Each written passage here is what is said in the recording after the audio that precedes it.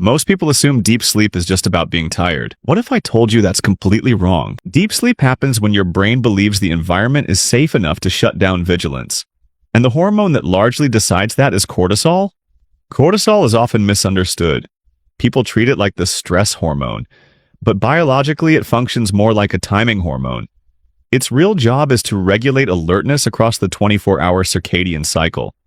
In a healthy rhythm, cortisol spikes in the morning to wake you up and gradually declines throughout the day. By night, it should be near its lowest point. That drop is what allows the brain to enter deep sleep. When cortisol stays elevated at night, the brain interprets the environment as potentially unsafe. So, it delays deep sleep. You may fall asleep, but the brain refuses to fully power down. To understand how to lower cortisol at night, you first have to understand the deeper system controlling it, the hidden system behind cortisol. Cortisol is controlled by a three-part system called the HPA axis: hypothalamus, pituitary gland, adrenal glands. This system constantly evaluates your environment for signals of threat or safety. When the brain perceives stress, the hypothalamus releases CRH. CRH signals the pituitary gland. The pituitary then signals the adrenal glands, and the adrenal glands release cortisol. This entire cascade can happen in seconds. But here's the important part. The brain does not distinguish well between physical threat and psychological stimulation. Late-night emails, overthinking, social media arguments, bright artificial light. To the HPA axis, these can all look like survival signals.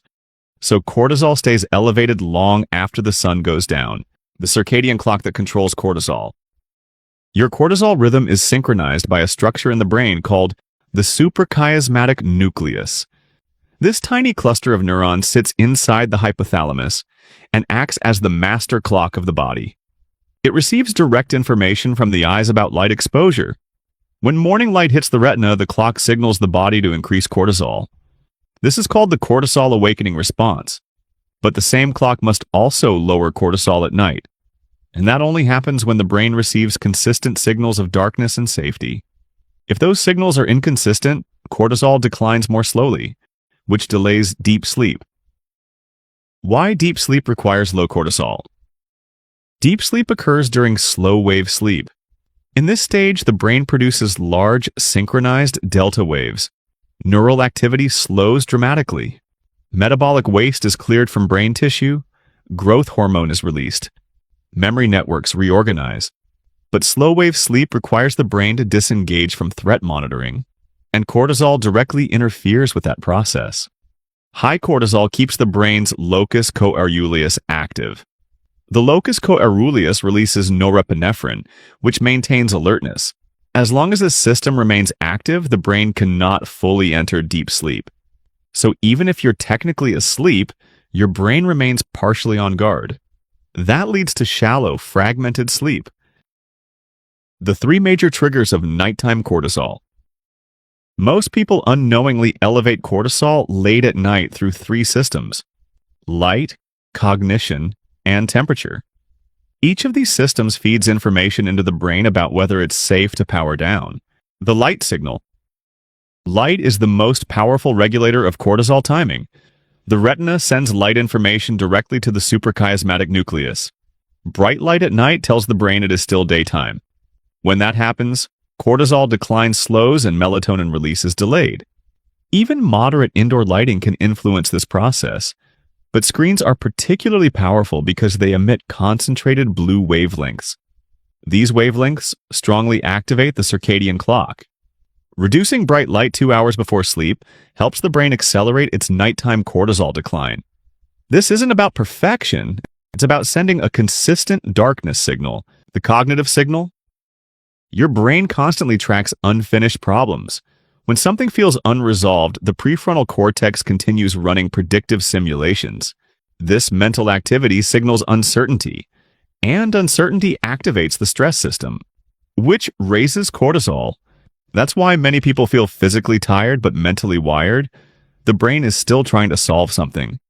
Externalizing these thoughts helps close that loop. Writing down worries, plans, or next day tasks tells the brain the problem has been stored safely. The prefrontal cortex can finally disengage. And cortisol drops. The temperature signal. Your core body temperature naturally drops before sleep. This cooling process is a major signal that activates deep sleep. But if the body remains too warm, the brain interprets the environment as daytime. Cortisol decline slows, and deep sleep is delayed. Warm showers or baths can paradoxically help. Heat causes blood vessels to dilate. When you exit the shower, heat escapes rapidly from the skin.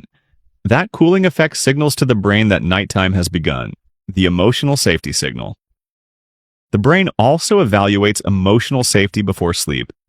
Humans evolved as deeply social organisms. Conflict, rejection, or unresolved emotional tension can keep the stress system active. The amygdala continues scanning for potential threat, and cortisol remains elevated. This is why calming nighttime rituals are so powerful. Reading, slow breathing, listening to calm audio. These behaviors activate the parasympathetic nervous system. The vagus nerve slows the heart rate. Cortisol production decreases, and the brain receives a clear message. The environment is safe, the pattern that trains your brain. Deep sleep does not depend on a single habit. It depends on patterns. Your circadian system learns through repetition. When the same signals appear every night, the brain begins predicting sleep earlier. Cortisol starts dropping sooner.